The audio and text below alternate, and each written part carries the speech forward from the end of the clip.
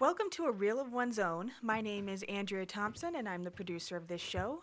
The things you hear over the next length of the show represent the views of me, Andrea, and the people making them. All opinions and quotations in no way represent River West Radio and are the sole responsibility of the producer, guests, and callers. River West Radio is not liable for any legal issues arising from the content of this program.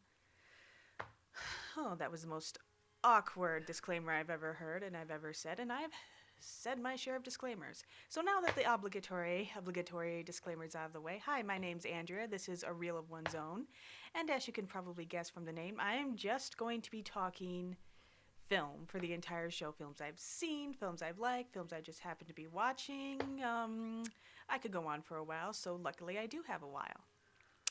Now, I want to start out talking about the Milwaukee Film Fest. As you know, it just ended. Well, or may not know, it ended Thursday, the 11th. And, well, for me, I want to talk about this because it just ended and I saw a bunch of shows, not nearly as much as I want to, of course. But for me, this is like Christmas to me. I would spend the entire day in the theater if I could, but lots of times I go to two or three shows a day. I love going to the panels. It gives me a whole new appreciation for the filmmakers, not just because of the creative side and all they have to do, but also the legal side. You know, I went to one panel I've never gone to that's all about the legal side, and there was distribution rights. So many fees and legalities you have to worry about, but I'm getting ahead of myself. Anyway, I saw a bunch of films, but of course I also have a day job, so I couldn't see nearly as many films as I would want to, so which is why a lot of the films I'm going to talk about are highly rated because I have to pick and choose which films I see. So so there are going to be a lot of high grades. Forgive me for sounding happy about these films. I know a happy critic is a boring critic, but bear with me. Um, anyway, the film I want to start out first, they'll be kind of in alphabetical order. It was a very intense topic. It was called A Girl Like Her. Again, only an hour long, but incredibly intense. This was about young women. Most often, they focused on girls in the suburbs in the 50s and 60s that were pretty much forced to give up their children when they got pregnant. It's almost incomprehensible of me because I grew up in the 90s and all the other good stuff. Now you got shows like Teen Mom on the air and everything. But from what I hear, having a baby out of wedlock as a teenager used to be a very shocking secret thing, and many young women were not made aware of their rights. Like in this film, the women said a lot of the women in this documentary film said no one talked about sex at all. Like she asked her mother. This one woman said she asked her mother about what it was, and she said her mother would knit as a way to avoid conversation. She says, "I can't talk right now. I'm knitting," and she focused on her knitting so she wouldn't have to talk about it. And obviously, contraception in the '60s was getting going and made more available, but the like the first Supreme Court decisions that they did around contraception, it was for married couples only, and it concerned the right to privacy. So when these girls got pregnant, their families viewed it as moral failings. And throughout the documentary, you saw clips, from educational films and such, that showed how these women would be blamed because it was said they set the tone of the date. So obviously they must have done something wrong, or they were sluts, or they led the med on.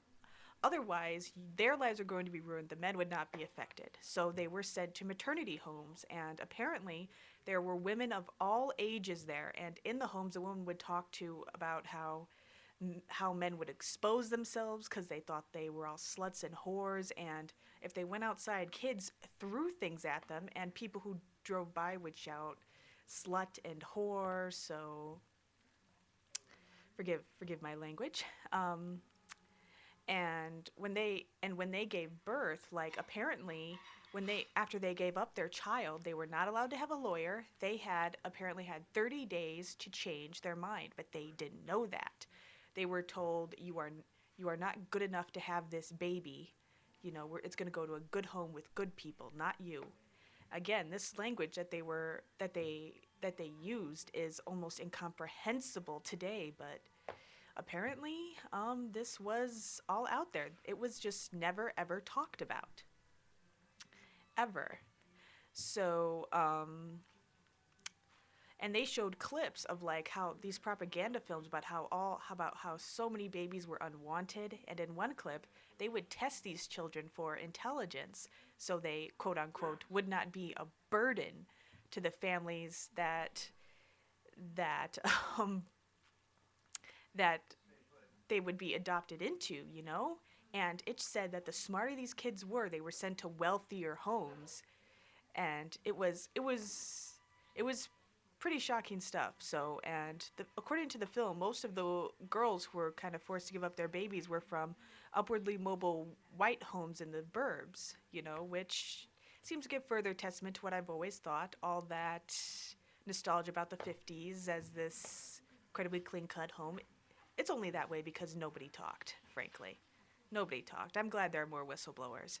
And one woman, she spoke about how she told this doctor who is a friend of the family all this, and after he finished calling her a slut, he said, it's too bad you didn't come to me sooner so I could give you an abortion. So woman after woman in this documentary got this same message, and it kind of showed like one young woman said that on the way home she from the maternity home after she gave up her baby, she just lost it, started screaming, throwing a fit, having kind of a breakdown, and her mother did not turn around. They were told, we will never ever discuss this again. And many of the women did not. They never talked about it, and some never even saw their kids again, and they never talked about it until the woman who made this documentary came and asked them about it. And it shows kind of the long-term impact of silence over their lives. And the movie claims, according to the movie, this happened to over 1 million girls. So there were like 1 million adoptions. And when this stopped in the early 70s, it dropped. The number of babies given up for adoption dropped into the thousands, apparently. They fell very drastically. And so I would rate this film as definitely something to be shown, just to give you kind of another side of how far we've come, I guess. And what made it more intense was some of the women from the documentary were there and were talking about this, and the reunion they had with their children. Some of them. One woman was actually an adoptee. Her mother was forced to give her up, and her father, who was overseas at the time, didn't know about her, found out about her. He came. He wanted to raise her, um, they would not let him have her, and because she was mixed race, she was considered unadoptable. So that it was a pretty intense experience, but one well worth having. I would rate this a B plus, and you might seem surprised by that because I've just ranted about how wonderful this movie is, and it's not an A grade. But like I said, it was only an hour long. I felt like they could have incorporated more of the women's stories. They could only incorporate a few, but they could have done more, even with the time they had. I felt like I only had part of the picture. I could have heard from more women, more detail. Maybe the kids, if they could have gotten them to speak, what it was like for them. Like, could they have gotten some from the people who did the sending? Because what they think now, what they thought then, because like the people who did the sending, as misguided as some of these people were, they probably were products of their time. They probably thought they were doing the right thing for all involved, you know. And I would have just liked to hear from them how their mindset evolved or didn't, and how it fit into other movements going on at the time, which were still pretty sexist. And apparently the movie seemed to indicate it stopped in the early 70s, and I was curious as to exactly when and why it stopped. So I would grade it a solid B plus. If they just had more information, it could have been even better than it was, which was pretty amazing. And if you want more info, there's a book that this movie kind of came out of, all the interviews and such. It's called The Girls Who Went Away: The Hidden History of Women Who Surrendered Children for Adoption in the Decades Before Roe v. Wade. And to repeat that, it's called The Girls Who Went Away: The Hidden History of Women Who Surrendered Children for Adoption in the Decades Before Roe v. Wade. So,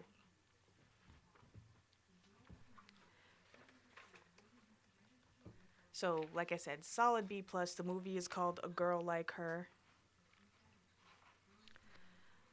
and I would see it if you could.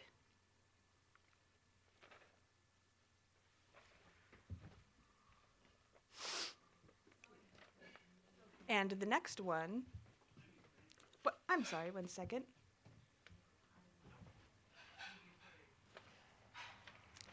Okay, sorry for show. I will confess little bit of difficulties. Bear with me. This might happen again. The next one that I'm going to go into is also kind of intense, but intense in kind of a very different way. It is about a Danish journalist who goes undercover as a European ambassador to uncover more information about the blood diamond trade in Africa. So, how does he do this? Well, he decides to become a diplomat and buy diamonds. He dresses up in this white suit, sunglasses, and kind of carries around this cigarette thing the whole time. And he goes and says, "I'm an ambassador. Kind of where can I buy blood diamonds?" So it shows like how before he even gets there, these shadiest people that he gets his ambassador creds from, like they know what he's going to do. It's very unintentionally funny, just that he can get into this world so easily.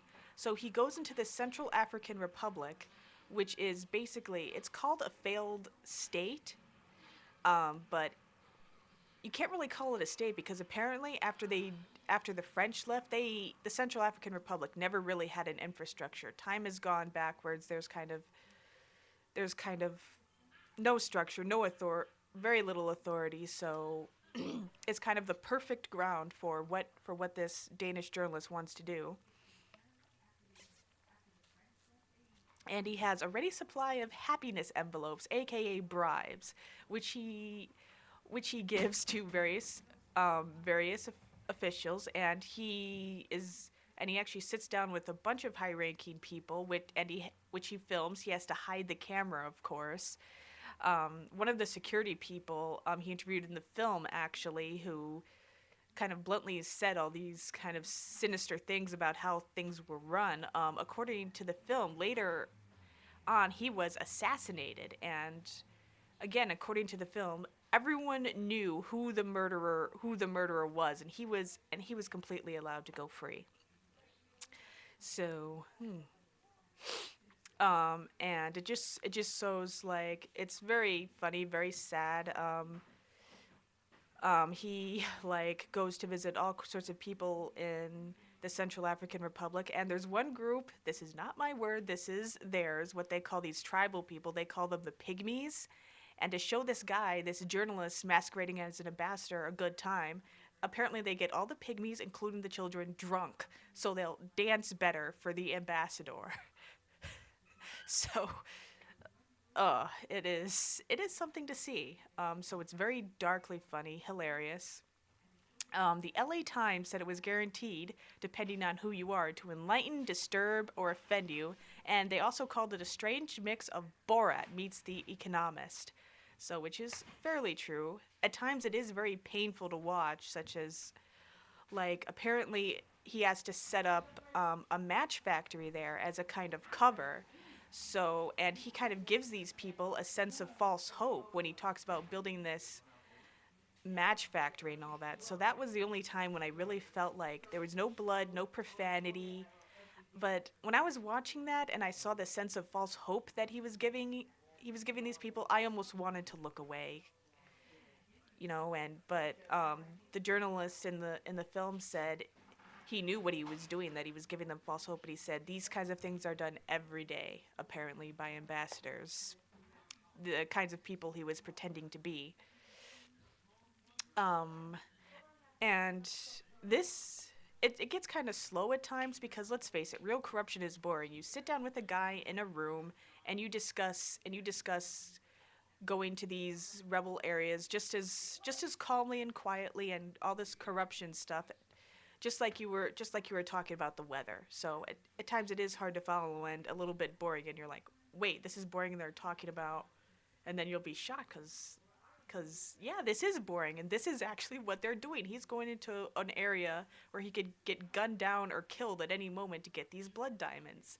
And this film is in a way about the economic assassination of an entire country, maybe even an entire continent, and all the kind of machinery on the ground and the kind of unseen forces of people, like the film says, that you never see but who really run things and want to keep that country the way it is. So if you can follow it, it's worth seeking. It's called The Ambassador, and here's hoping he doesn't get into any legal trouble or anything in it.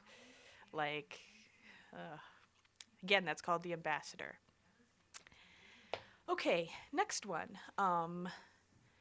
Granted, I didn't see. There are a couple films at the film fest that I didn't see. Like, I did not see Compliance, and I did not see the Jeffrey Dahmer film that got a lot of acclaim. So I just wanted to put that out as a disclaimer before I got to actually my favorite movie that I've seen out of the entire festival, Deadweight. Now, this is a zombie movie, but they never say the word zombies. They call them infected. And zombies have long served as, this kind of metaphor for other things. In the first one, Night of the Living Dead, it was kind of a metaphor for racism. For the other ones, it was consumerism, for kind of like zombie comedies like Shaun of the Dead. It was kind of a satire of 21st century life. This is the first zombie character study that I've seen, and it's incredible. The movie is non-linear. It kind of starts out as like at the very beginning of things, and it focuses on Charlie and his girlfriend Samantha. Charlie is living in Toledo, Ohio, I do believe, and he's in a long-distance relationship with his girlfriend Samantha, I think, and he lives in Toledo, Ohio. She's in Minneapolis, and she calls him up. They find out what is happening, and this was filmed in Wisconsin. He tells her to go to Wausau for arbitrary reasons, and he'll meet her there. And again, this is told in non-linear fashion, so it shows him with a band of fellow survivors, a woman and a couple guys, as he's traveling with them north to Wausau, where he hopes she is, because he doesn't know if she's alive, he doesn't know if she made it. And the funny thing is, throughout the movie, the zombies are the constant threat, but you don't really see them, although that's more due to other things. I'll get into that later. Um, and well, basically, most of the time, this movie is like a showing of how humanity reacts when they're under these circumstances, and the goodness and the best and the worst of us. Like, in one scene, they run into a group of guys who say, "You can go on your way. Just give us the woman. We'll spend some time with her, and you can go on their way." And they see nothing wrong with this request. So murder, rape, things like that are constantly looming for all of them, and it just shows how Charlie, he just starts out as this kind of the lovable slacker, not loser, slacker kind of guy, this sweet nerd, and over the course of the movie, he kind of does worse and worse things to get to Wausau. At first, he kind of does the wrong thing for a pretty good reason. Then he just kind of does the worst things, and as he gets closer, you kind of start losing all sympathy with him and what he kind of lets himself become. Very gritty, very realistic, and you don't really see the zombies um, by the end until like the end of the movie, really. And although I talked to the filmmakers at the film fest, they said they had to shoot this in a week because the guy who plays Charlie, that was his spring break. He was training to become a teacher, and he's just astounding in it. He's amazing, and the reasons you don't have you don't see all the zombies because like this mass attack zombie scene that they were planning. Yeah, there was a blizzard, so they kind of had to cut a bunch of scenes, and of course, they had to film in a week, so they said lots of times they were rewriting this stuff on the fly. They had to just come up with all new scenes. And another reason why I love it so much is because it was made by Wisconsin filmmakers. I think these guys who made it, they own a theater in in Oshkosh, so worth looking into. Look it up. And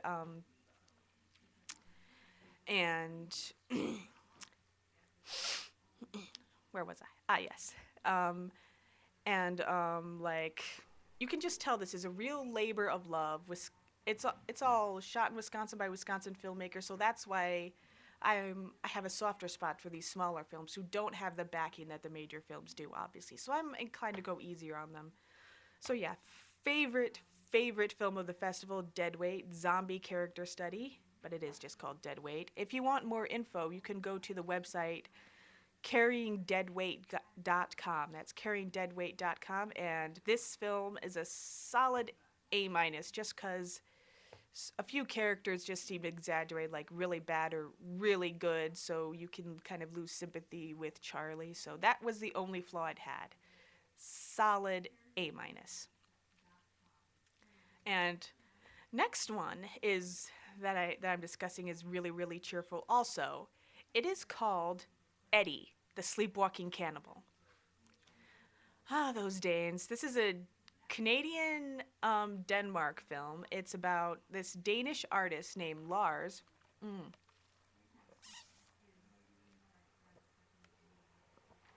He hasn't painted in 10 years since this accident, and he decides to go to this little art school in Canada. It's very naturalistic, very funny. And one funny touch they have in the movie is during his drives around in his car, he's listening to this station where they broadcast operas, and apparently they're just celebrating all this grisly stuff in opera, and just the commentary on that, the radio commentary is pretty funny. Just want to add that on. Anyway, Lars befriends this guy named Eddie at this art school, and he's like kind of got some mental difficulties. Like he witnessed this traumatic accident when he was a kid. He doesn't talk, and Lars and Eddie eventually strike up a friendship. So I guess his mother, who was such a patron of the school, dies, and Lars says Eddie can come live with me, and they're just really sweet together. And apparently, Lars discovers Eddie has a bad habit of sometimes sleepwalking at night out in the snow. And apparently, when he runs into animals, he kills them in his sleep, and sometimes he eats parts of them.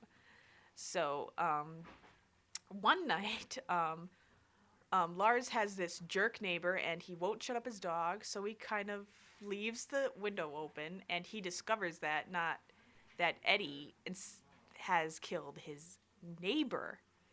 So, he decides not to tell the police. He hides the body, and this apparently inspires him to create a painting. The school's in financial difficulty, and as Eddie kind of does more and more worse things, these acts of violence inspire him to create better and better paintings, which he sells to keep the school open.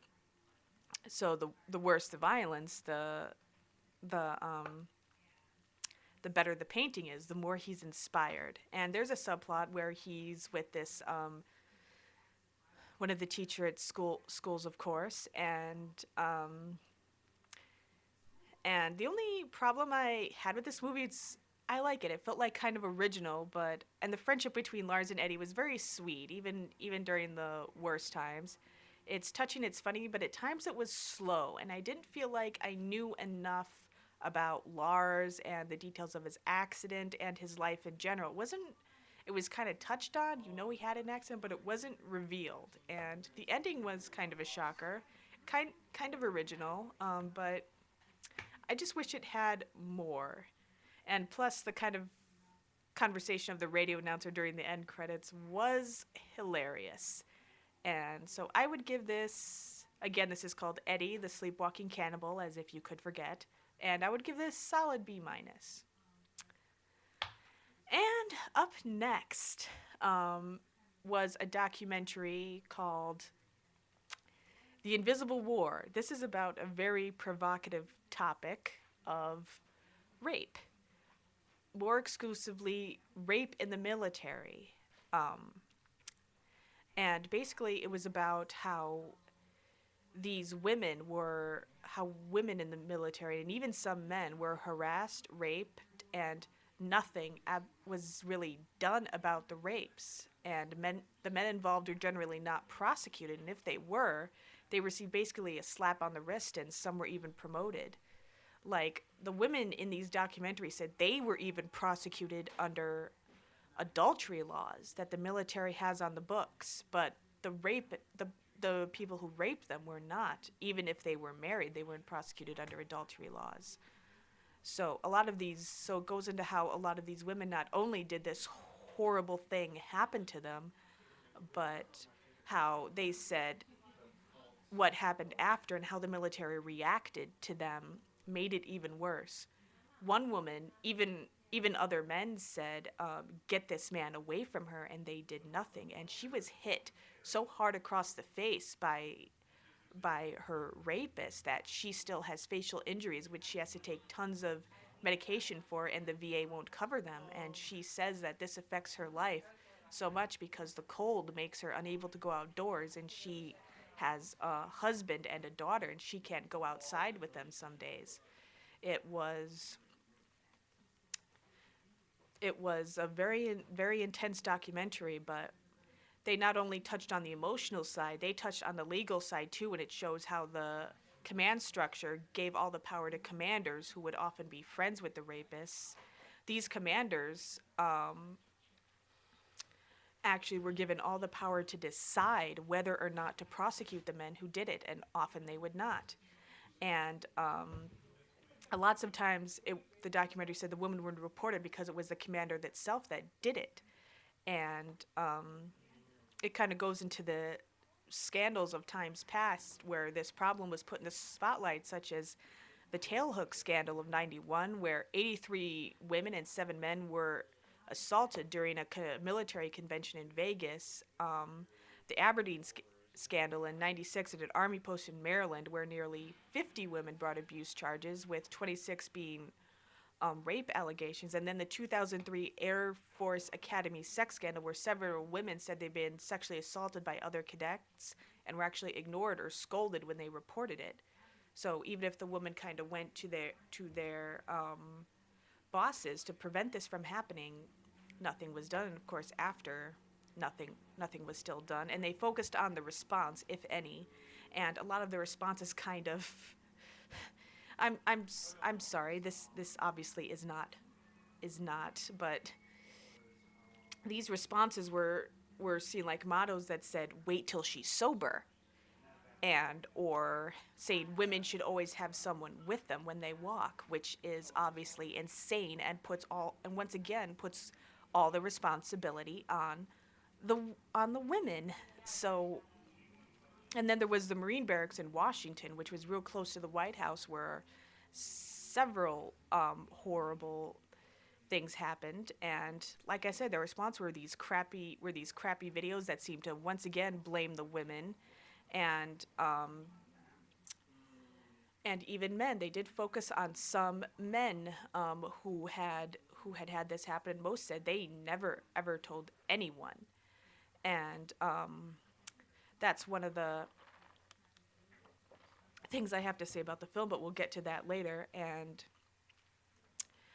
I would rate this film like an A minus because while it brilliantly handles this topic of rape, it doesn't really focus on the men so much, even though there were clips of several men who said they were sexually assaulted, that it didn't really focus on them. It only really focused on one. They just had brief clips of men who were saying this, and I just felt that they deserved more screen time too. Honestly, not just the women. Not that what happened to them wasn't, not that they shouldn't focus on them, but I think they should have focused on the men too, which is why I gave an A minus. But I want to end on a kind of a good note. the film did say that the Secretary of Defense did watch this film and this documentary and took the decision to prosecute rape away from commanders. So at least one solid thing did happen. Obviously, it's not enough. I guess only time will tell. And this movie, it's hard to watch, it's hard to stomach, but it really should be watched. It's called The Invisible War.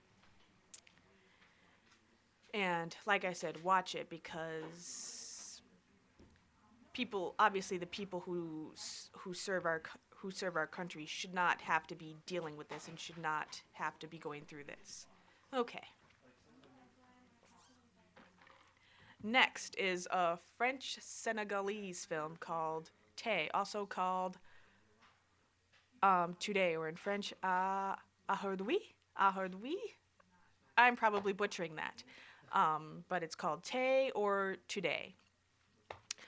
So another heavy topic. Basically, it focuses on this young man, this Senegalese man, who still lives in takes place in Senegal, um, named Sache. That's it. And apparently, he just knows that um, it focuses on one day in his life, and he knows that this day is, even though he's in perfect health, feels fine, it's going to be his last day on Earth. And apparently, everyone just doesn't seem to think this is kind of unusual. They just kind of accept it. And and yeah, this is very odd. Like, obviously, if you knew, you might go to the hospital, see if you can prevent this, but he doesn't try to prevent it at all. He knows and mostly accept it, and it's all about him coming to terms with this, I suppose. Like, his family, his friends react with this kind of sadness and resignation, and when he goes out, the whole community comes out to celebrate him and his life. So I guess news travels fast. Like, he pays a visit to his first love. He kind of attends this ceremony in his honor.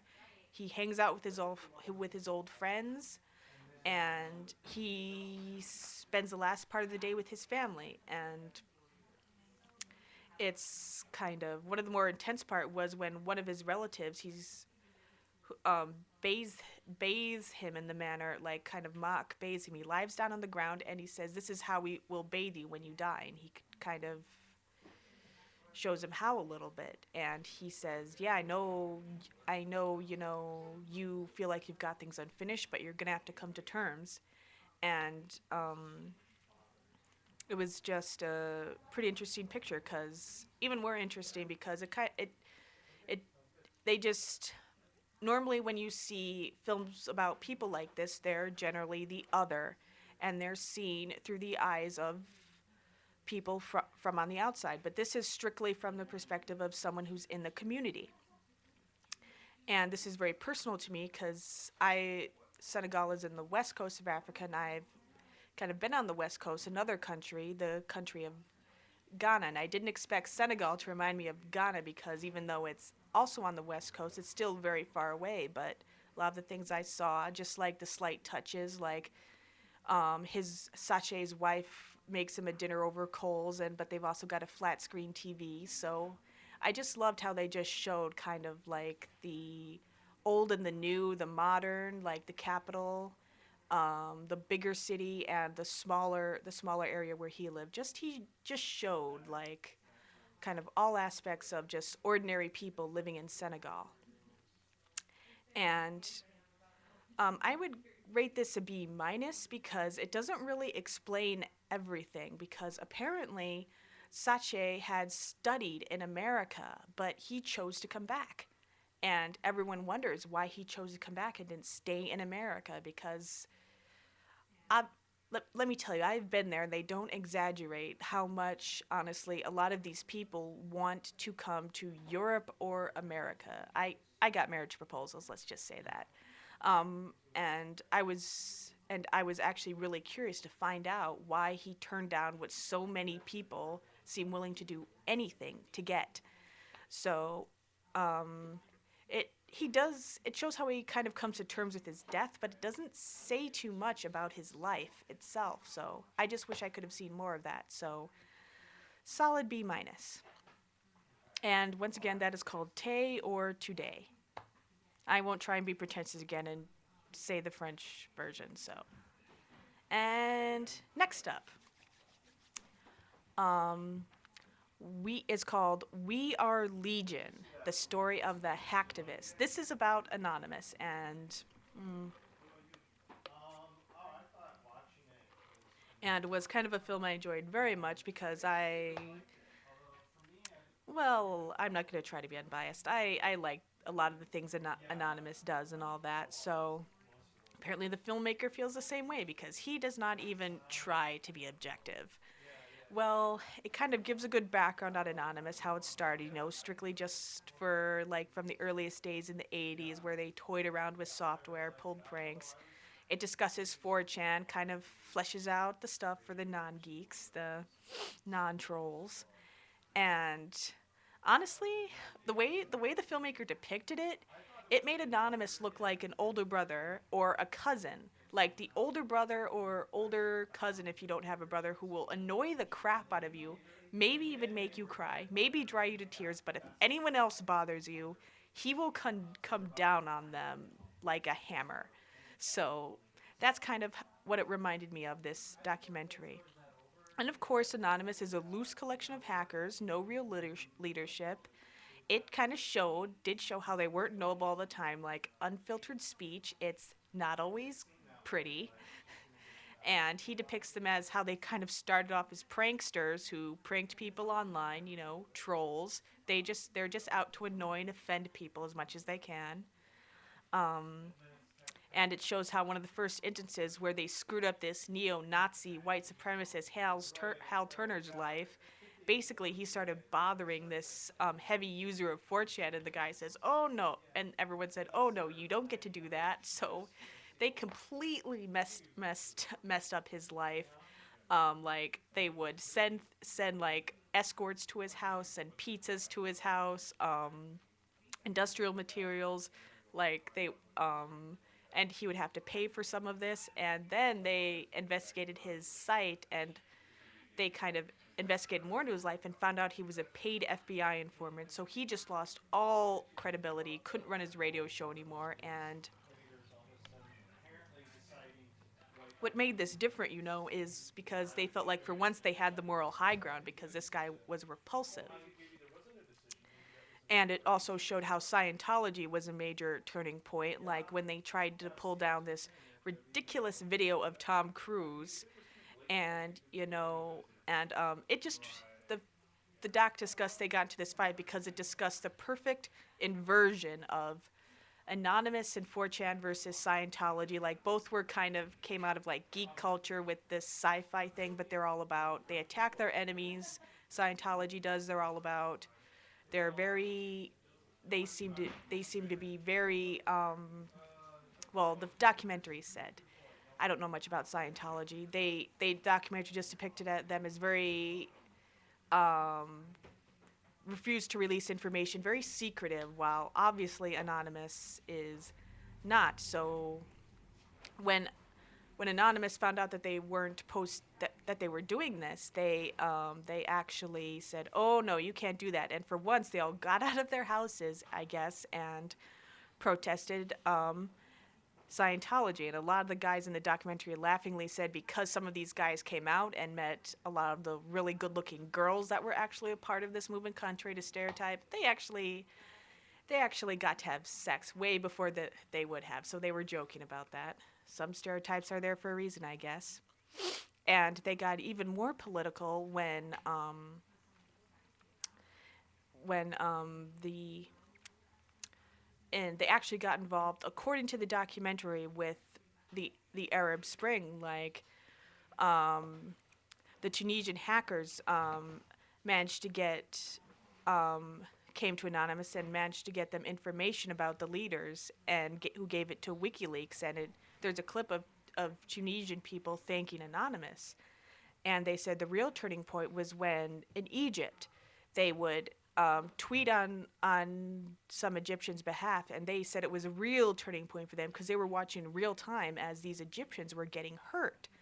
And when Egypt's leaders shut down the internet They said, we'll show them how, according to the documentary, they said, we'll show them how to turn it back on and shut down government sites and try to kind of use dial up actually to get the internet up and running so people could see, what was going on.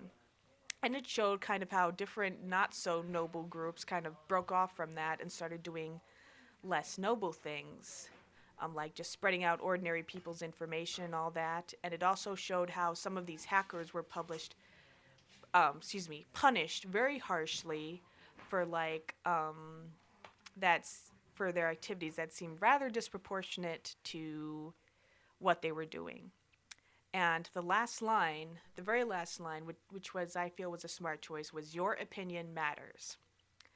So while I would rate this a high grade, like solid B minus, I kind of wish they had kind of gone more into the opposition because obviously you can tell I'm really sympathetic to Anonymous, but when a filmmaker is biased in favor of a group like this guy was, he has one powerful tool at his disposal, which is editing, and he can make you look incredibly stupid if he opposes you.